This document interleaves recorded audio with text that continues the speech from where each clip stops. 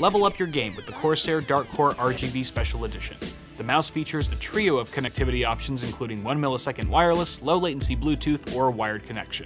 9 programmable buttons and 3-zone backlighting can be customized and saved to the onboard memory, and an ergonomic shape ensures hours of supreme comfort and grip. To learn more, click on the link below. What's going on, guys? Welcome back. So today we're actually going to be assembling a budget gaming PC in the price range of around $775, which was the cost of everything that you see here at the time of filming. Basically, the point of today's build is to build a decent gaming PC that can also handle streaming, particularly with the title Fortnite, as it is the hottest game right now. So hopefully it's relevant enough and some of you guys are interested in building a PC similar to this one. The other thing that I wanted to mention is that we'll actually be doing a streaming test. That'll be a separate video from this one, and it's gonna be weird because the streaming video is actually gonna hit the YouTube channel before this video does. And the reason for that is because this video actually has to live on Floatplane a week early, so there's gonna be a bit of swaparoo time travel stuff going on, so hopefully that's not too confusing. That being said, we are gonna do a little bit of gameplay testing with Fortnite at the end of this video, so make sure you stay tuned for that so we can check on the performance of the system we've just assembled. So starting with the parts here, we've got an AeroCool Cylon. This is a $50 case, and it's super budget. It's got a tempered glass. No, actually it looks like tempered glass, but it's actually acrylic, and somehow it managed to ship without any visible scratches. It's kind of miraculous. We'll see exactly how long that lasts though. Additionally, we have a couple 120 mounts at the front, a 120 fan at the back. There's enough room for cable management behind the motherboard tray. There's a power supply basement, so you can route more cables there for a cleaner looking system. Proper dust filtration. You also got USB 3 at the front and a built-in micro and regular SD card reader, which is kind of interesting for a budget PC or a budget case, but okay. Full disclaimer, full disclosure, AeroCool is sponsoring this build as well as the case, obviously, so without them, this build and this video would not have been possible, so thanks to them. If you want to check out this case, I'll put a link for that in the description, along with all the other components that we have here. Additionally, we have our CPU, which is the AMD Ryzen 1600, a fantastic CPU, still one of the best bang for the buck options on the market, in my opinion. It's got 6 cores and 12 threads, and honestly, if we weren't making this a streaming-oriented PC, we could probably get away with a much cheaper CPU than this one, but the multi-threaded element here is really gonna help us out on that live encoding aspect. We also have an Asus Prime B350 Plus motherboard, a tried and true option in my experience personally, that is also going to be able to get us some pretty decent overclocks with our CPU. It's got all the connectivity we'd also need for a budget gaming PC. Memory, we have a dual channel 8GB kit of G.Skill Ripjaws 5 DDR4 at 3200 speed. And remember, memory frequency is very important when it comes to a Ryzen-based system because of its integration with Infinity Fabric and how it works in the Zen architecture. If this was an Intel-based system, we probably could have gotten away with a cheaper / slower kit, but all things considered, this should actually help our frame rate out quite a bit. Our graphics card is the GTX 1050 Ti from MSI. Now, I don't have the actual retail packaging for that card, so we're using a 1050 box with some slight modifications there, as you can see. But this is a great card. It's got a 4GB frame buffer. It should be plenty for Fortnite, as I think the recommended specs is a GTX 660 on the GeForce side. And since we're several generations ahead here with a Ti model of the 1050, I think it's going to be just fine to tear through some frames in that particular title. It's also one of the cheapest 1050 Ti's you can find right now on the market across Amazon and Newegg. I think the retail price was $220 on Newegg, which is at least 10 to 15 bucks cheaper than all the other models I could find. We also have a 550 watt power supply from EVGA. There's no other gaming oriented branding here. It's more of a budget entry level unit, but you still get 80+ bronze certification, and the cables are all sleeved in black. So even though we have a budget system here, we don't have to compromise with any nasty ketchup and mustard cables, thank God. And then finally, we have our storage down there, an A55 256 gig silicon power SSD, which we're going to be putting our operating system and frequently used applications onto. I've actually used this SSD in a recent build, and I'm using it again here, so just sort of recycling it because it's one of the cheaper options that you can find at that capacity. I think it was only 64 bucks at the time of filming, which is fantastic price to gig ratio. And then finally, we have our 1 terabyte mechanical hard drive in the form of a Seagate Barracuda for our games, of course, and other backup media files. And those are all the parts for the build, ladies and gentlemen. Again, I'll put links to all the stuff in the description. But without further ado, let's go ahead and get assembling this PC before diving into what's hopefully a smooth and enjoyable Fortnite experience.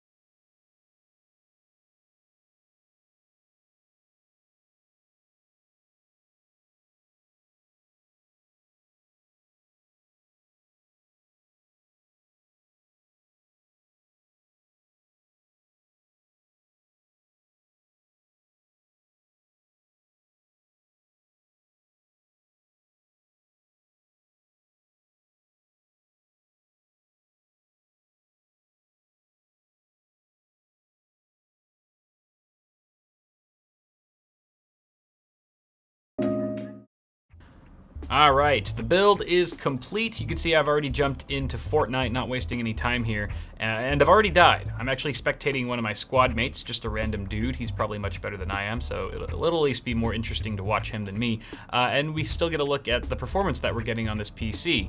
For the record, we're using high settings. The way Fortnite works, you can go low, medium, high, or epic. I didn't really see a huge difference visually speaking going from high to epic, but it did tank our frame rate quite a bit, so I didn't really see a point in going epic, so that's why we're on high. Still looks beautiful, everything looks really crisp. We're of course at 1920 by 1080 here in windowed mode, and we also have a frame rate here, our fraps counter, anywhere from 60 to 80 FPS depending on the scene that we're looking at, which is fantastic. And when I was playing, I actually gamed for a good half an hour or so with the current settings, and it's really smooth. It's super smooth. Of course, we're not streaming yet, so time will tell to see how that holds up, but everything's looking really good so far. I did want to mention that instead of the Ryzen 5 1600, I actually had to swap it out for a 1600X. You can see here in Hardware Modder, it's actually the XQ, because the 1600 that I have on hand didn't realize, or I completely forgot that it's in use at the moment, and it's actually not very convenient for me to get to it right now, so that's why I had to swap it out for the X. But this is overclocked to 3.9 gigahertz, which a non-X 1600 should be able to hit no problem unless you get really unlucky and you have a below average chip. But for the most part, you shouldn't see really any performance degradation or difference for that matter going from a 1600X to a 1600 given our current settings. Now, what will change with a 1600X is your temperatures, because now we're dealing with a 95 watt TDP chip as opposed to 65 watts, which is why we're kind of getting warm here at 81 degrees C, which is a little bit toasty for my liking. Rest assured, I would say anywhere from a 5 to 10 degree drop could be seen going to a non-X 1600. Of course, we'll verify that later. Our memory, you can see, is running at 3000 megahertz as opposed to 3200, which is what we were striving for. That's because 3200 speed RAM was crashing the game nonstop. I would play for about 30 seconds, I'd get into the game, and then it would crash every single time. It took me a long time to figure out that it was actually our memory causing the issue. Just the actual frequency was too high. I'm not sure if it's an incompatibility thing or it's just not playing nicely with the game. Could be a little bug in the game, who knows. But dialing it down to 3000 megahertz doesn't affect our frame rate all that much, going from 32, and it does allow us to play the game very stably, so that's what we're running at there. As far as our GPU goes, I did overclock our 1050 Ti with a 170 megahertz offset on the core clock and a 300 megahertz offset on the memory clock.